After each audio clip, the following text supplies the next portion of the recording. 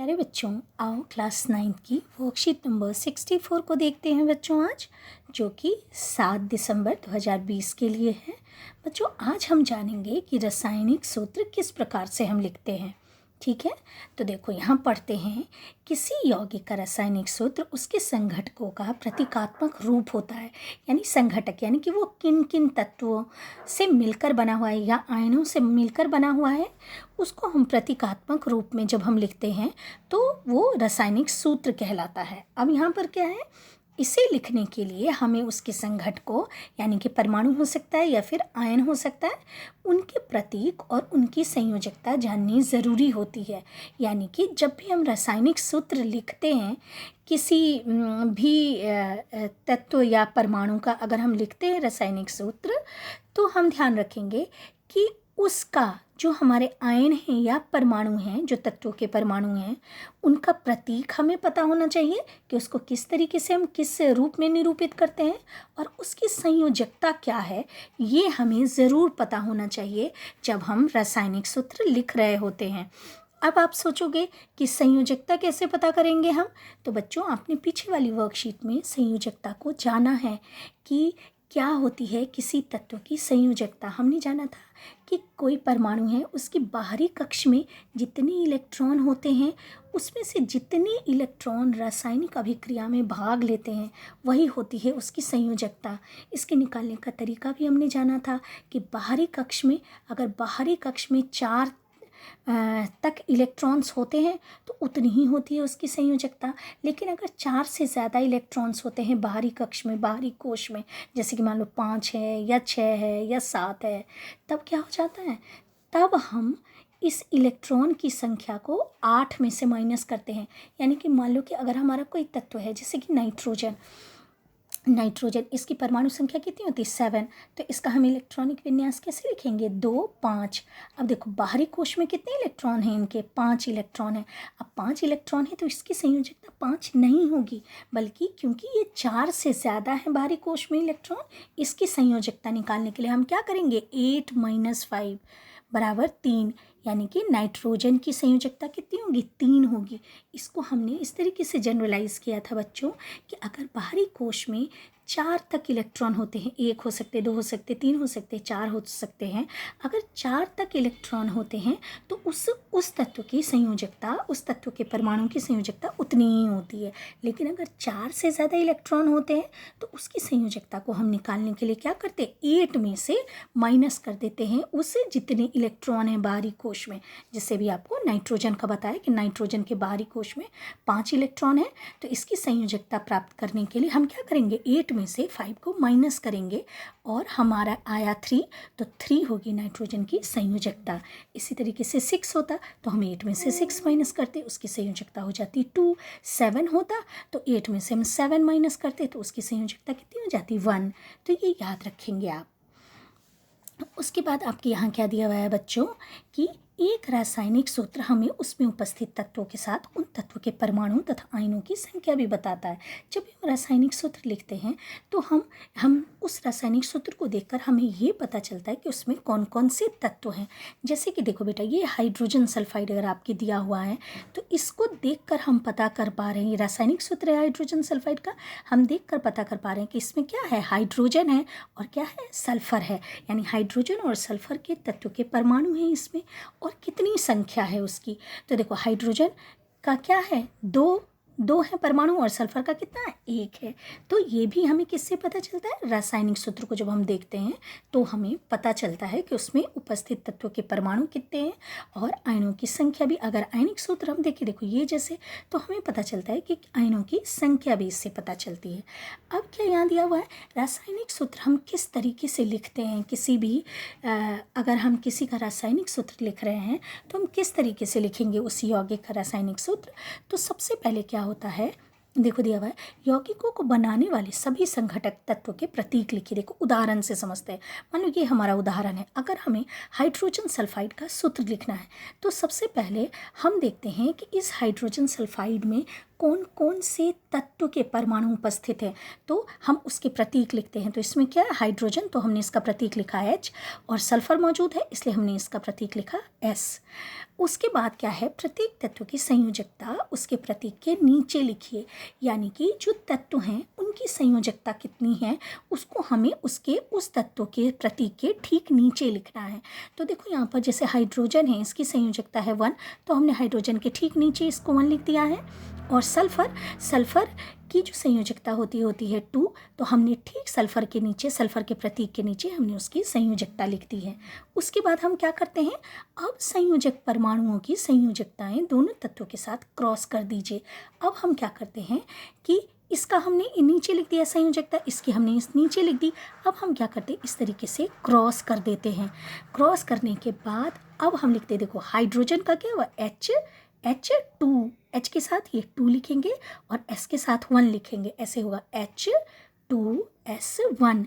अब 1 को हम नहीं लिखते, इसीलिए 1 अपने आप अगर कुछ नहीं तो वहाँ 1 है, तो इसीलिए इसको H2S1 ना लिखकर हमें सिर्फ क्या लिखना है, H2S, यानी कि ये जो हमारा यौगिक है हाइड्रोजन सल्फाइड, उसका क्या होगा रासायनिक सूत्र, H2S।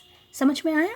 देखो अब यहाँ जब हमने क्रॉस कर दिया, फिर क्या किया, दूसरे तत्व की संयोजकता को पहले के साथ, ये जो दूसरा तत्व है उसकी संयोजकता हम पहले वाले की संयोजकता लिखते हैं, और पहले वाले के साथ हम किसकी संयोजकता लिखते हैं, दूसरे वाले की संयोजकता लिखते हैं।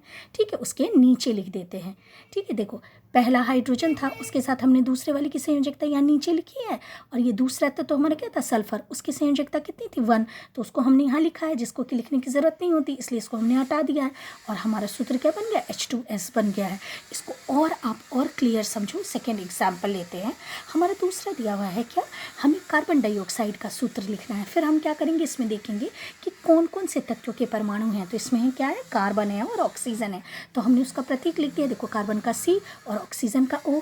फिर हम दोनों की संयोजकता उसके नीचे लिखेंगे। तो कार्बन की संयोजकता होती है 4, तो हमने कार्बन के नीचे लिख दिया।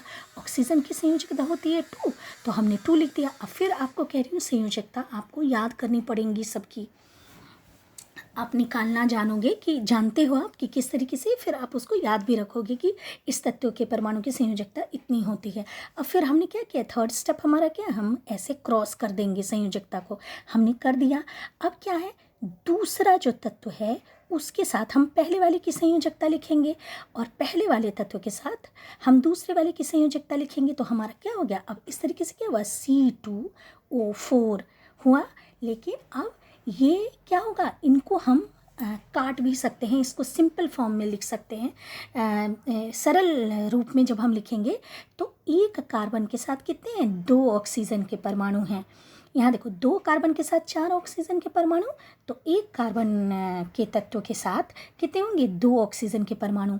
तो हम इसको सिंपल फॉर्म में, यानी कि इसको सरल रूप में हम कैसे लिख सकते हैं, C, एक कार्बन के साथ 2 ऑक्सीजन के परमाणु, CO2, यानी कि कार्बन डाइऑक्साइड का संकेत क्या होगा, CO2। हमने ऐसे लिखा है C2O4, लेकिन उसको हम सिंपल यानी सरल रूप में ऐसे लिख सकते हैं, एक कार्बन के परमाणु के साथ 2 ऑक्सीजन के परमाणु। तो कार्बन डाइऑक्साइड का क्या होगा रासायनिक सूत्र, CO2। सिमिलरली बेटे थर्ड आपके दिया हुआ है यहाँ पे हाइड्रोजन क्लोराइड का सूत्र। फिर हम प्रतीक लिखेंगे, क्योंकि इसमें हाइड्रोजन और क्लोराइड के क्लोरीन के तत्व हैं, तो हम हाइड्रोजन का हमने H लिख दिया, क्लोरीन का C लिख दिया। दोनों की संयोजकता 1-1 होती है, तो हाइड्रोजन के नीचे हमने 1 लिख दिया, क्लोरीन के आगे हमने 1 लिख दिया, नीचे हमने 1 लिख दिया। फिर ऐसे क्रॉस मल्टीप्लिकेशन किया, पहले वाले के साथ दूसरे वाले की संयोजकता लिखेंगे नीचे, यानी कि H1, और ये दूसरे वाले के साथ हम पहले वाले की संयोजकता लिखेंगे, यानी कि Cl1। अब जानते हैं 1-1 हम नहीं लिखते हैं, इसीलिए सीधे हमारा क्या हो जाएगा, HCl, यानी कि हाइड्रोजन क्लोराइड का सूत्र क्या हो जाएगा, HCl हो जाएगा। इसको हम हाइड्रोक्लोरिक अम्ल भी कहते हैं। फिर बेटे आपके और क्या दिया हुआ है, मैग्नीशियम क्लोराइड का सूत्र। फिर से वही हमें करना है कि हमने इसमें देखेंगे कि कौन कौन से तत्वों के परमाणु हैं, देखेंगे मैग्नीशियम है, क्लोरीन है, तो मैग्नीशियम का हमने यहाँ पे संकेत लिख दिया, क्लोरीन का लिख दिया। दोनों की संयोजकता ठीक इसके नीचे लिख दी, जैसे मैग्नीशियम की 2 है और क्लोरीन की 1 है। फिर हमने ऐसे क्रॉस मल्टीप्लिकेशन कर दिया, पहले वाले के साथ दूसरे वाले की संयोजकता लिख दी, दूसरे वाले तत्व के साथ पहले वाले की संयोजकता लिख दी, यानी कि हमारा क्या हो जाएगा, Mg1Cl2 होगा। तो 1 तो हम लिखते नहीं है, तो हमारा क्या हो जाएगा रासायनिक सूत्र, इसका हो जाएगा MgCl2। टू, ये देखो हो गया क्या MgCl2। फिर देखो बेटे हम देखते हैं पांचवा, हम देख रहे हैं किसका, कैल्शियम ऑक्साइड। अब कैल्शियम ऑक्साइड में कौन कौन सा है तत्व के परमाणु हैं, तो कैल्शियम के और ऑक्सीजन के। तो हमने सूत्र लिख दिया, यहाँ पर प्रतीक लिख दिया, कैल्शियम का Ca होता है, ऑक्सीजन का O होता है, दोनों की संयोजकता उसके नीचे लिख दी, कैल्शियम का 2 होता है, ठीक है, ऑक्सीजन का भी 2 होता है, लेकिन कैल्शियम क्या है, ये आयन है, तो कैल्शियम का 2+ होगा क्योंकि ये धनावेशित होता है, इसके ऊपर आवेश, और ऑक्सीजन के ऊपर ऑक्सीजन क्योंकि ऋणावेशित होता है तो 2- होगा। अब दोनों को फिर से ऐसे कैंची गुना कर दिया, क्रॉस मल्टीप्लिकेशन कर दिया। अब कैल्शियम के साथ क्या लिखेंगे, Ca2- नहीं लिखते क्योंकि ये जितना प्लस धनावेश होगा उतना ही ऋणावेश होगा, इसलिए ओवरऑल ये क्या हो जाता है, कैंसिल हो जाता है, 0 हो जाता है, शून्य आवेश होता है किसी भी जो रासायनिक सूत्र होता है किसी भी यौगिक का, तो इसलिए हम वो माइनस नहीं लिखते, माइनस+ नहीं लिखते हैं। अब O के साथ भी 2 हो गया। अब इसको सिंपल फॉर्म में 2 कैल्शियम के परमाणु के साथ 2 ऑक्सीजन का है, इसीलिए एक के लिए हम लिखेंगे, तो एक कैल्शियम के परमाणु के साथ एक ही ऑक्सीजन का परमाणु होगा, इसीलिए क्या हो जाएगा, कैल्शियम ऑक्साइड का सूत्र ऐसे ना लिखकर हम कैसे लिखेंगे, ऐसे लिखेंगे, CaO लिखेंगे। ठीक है बच्चों। अब देखो यहाँ पर आपके बेटे, यहाँ पर आयंस के लिए जो हमने अभी कैल्शियम ऑक्साइड का देखा, और भी है आपके, देखो यहाँ दिया हुआ है जैसे कि सोडियम कार्बोनेट। तो सोडियम कार्बोनेट में हम सबसे पहले देखो ये CO3, इसको हम कहते हैं कि ये होता है एक से ज़्यादा बहुपरमाणु का आयन, यानी कि उसमें एक से ज़्यादा परमाणु मिले हुए होते हैं, ध्यान रखो इसका। तो आयनों की संयोजकताएँ अथवा आवेश हमेशा क्या होना चाहिए, संतुलित होना चाहिए। आयनिक के आयनों के लिए जब हम रासायनिक सूत्र लिखते हैं, आयोनिक रासायनिक सूत्र अगर हम लिखते हैं जब, तो धातुओं को हमेशा क्या लिखते हैं, हम बाईं तरफ लिखते हैं, और बहुपरमाणु आयन जो होते हैं उनके ऊपर, वो जो बहुपरमाणु आयन होते हैं उनके जो, उनमें जितने आयन्स उपस्थित होते हैं, उस उनमें जितना आवेश उपस्थित होता है उस आवेश को हम नीचे लिखेंगे। देखो बहुपरमाणु आयनों में उपस्थित होने पर, अगर बहुपरमाणु आयन रासायनिक सूत्र लिखते समय उपस्थित हैं तो हम क्या करते हैं, उनको कोष्ठ में लिखकर और उसकी संयोजकता हम उसके नीचे लिख देते हैं। जैसे यहाँ देखो बेटे, यहाँ दिया हुआ है आपके एल्यूमिनियम सल्फेट है, यहाँ देखो सल्फेट क्या है, एक बहुपरमाणु आयन है, तो हम जब इसकी संयोजकता लिखेंगे तो इस तरीके से ब्रैकेट में लिखकर और तब ये नीचे लिखेंगे संयोजकता, इस चीज़ का ध्यान रखेंगे। और देखो एग्जाम्पल से और अच्छे से समझते हैं बेटा। तो देखो जैसे सोडियम कार्बोनेट है हमारा, तो ये कार्बोनेट क्या है, बहुपरमाणु का आयन है। हमने दोनों, इसमें सोडियम है और कार्बोनेट है, हमने सोडियम का प्रतीक लिखा है, कार्बोनेट का भी प्रतीक लिखा है। अब सोडियम में +1 आवेश होता है, तो हमने इसकी संयोजकता, जितना उसका आवेश होता है वही होती है उसकी संयोजकता, क्योंकि उतने ही इलेक्ट्रॉन को छोड़ सकता है।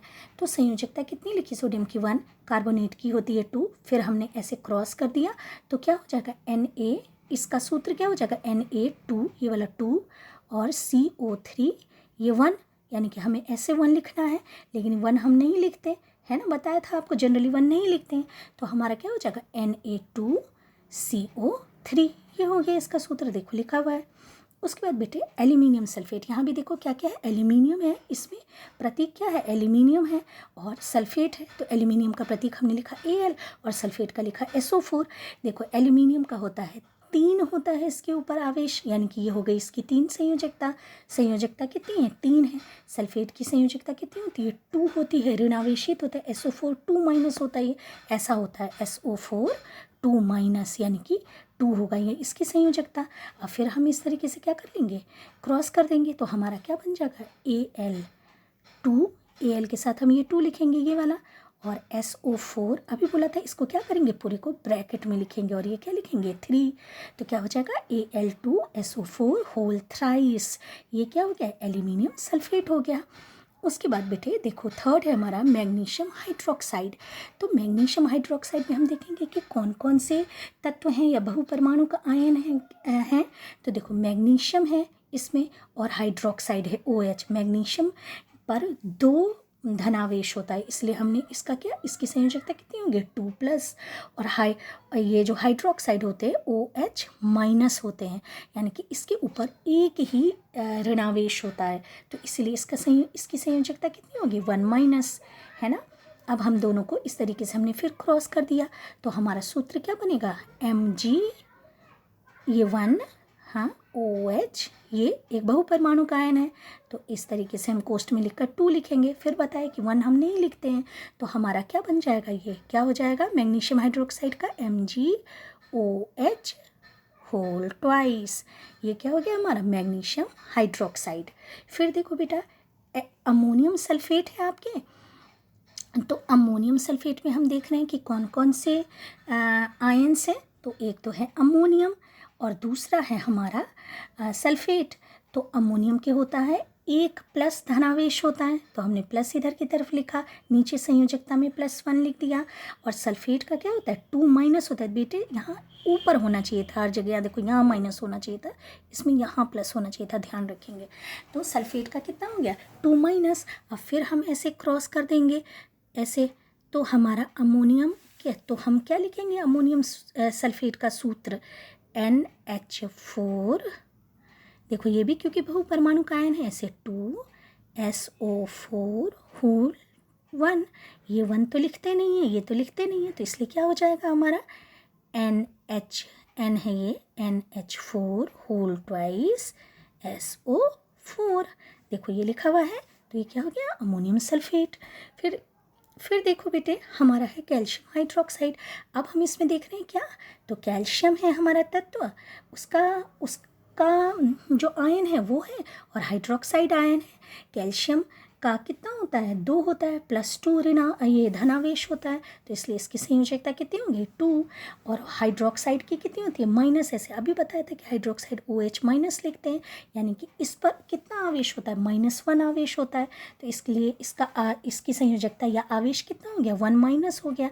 अब फिर से इस तरीके से क्रॉस कर देंगे, तो हमारा क्या हो जाएगा, Ca1OH होल ट्वाइस। ये वाला, ये 2 ये इसके साथ लगेगा, है ना, ये हाइड्रोक्साइड के साथ, तो ये 2 है।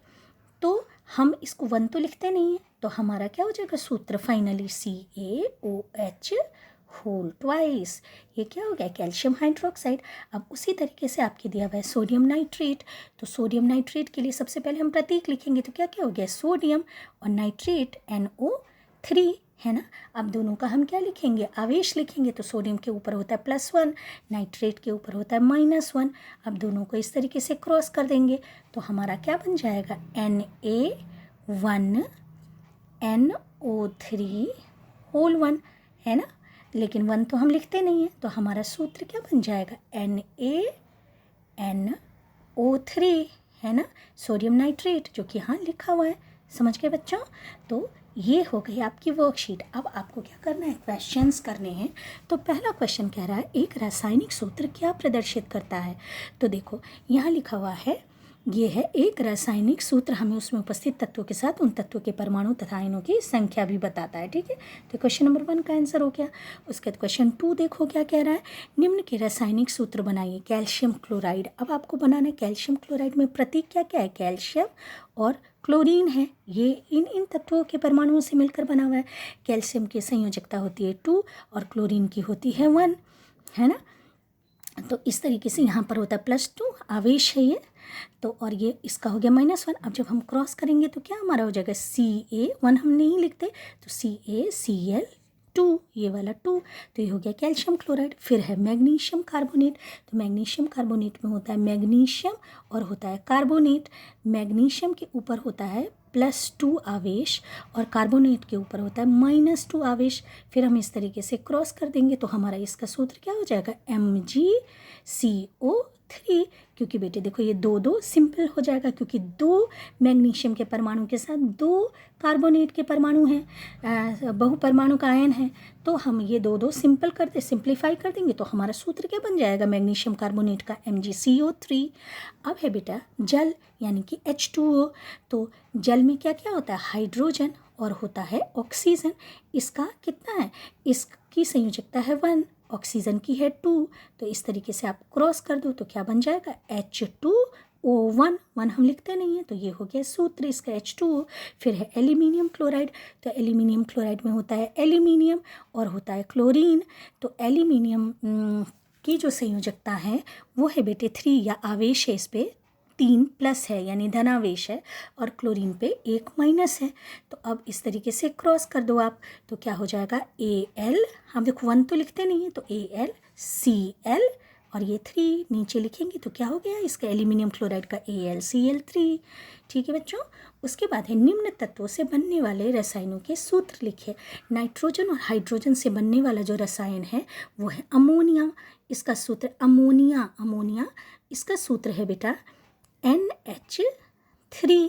ये हो गया नाइट्रोजन और हाइड्रोजन से। नाइट्रोजन और ऑक्सीजन से बनता है N2O बन जाता है, NO2 भी बन जाता है, NO2 है बेटे, N2O3 भी बनता है, यहाँ लिख दे रही हूँ N2O3 भी बन जाता है कई बार। तो ये हो गया कैल्शियम और ऑक्सीजन से बनने वाला जो रसायन है उसका सूत्र है CaO, कैल्शियम ऑक्साइड। ठीक है, अब आपके दिया 4th क्वेश्चन है बेटा, धनावेशित और ऋणावेशित आयनों के दो उदाहरण दीजिए।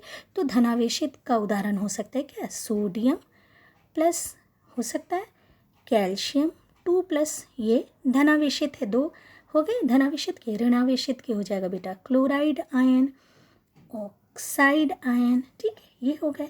तो इस तरीके से बच्चों आज की वर्कशीट आपकी खत्म होती है।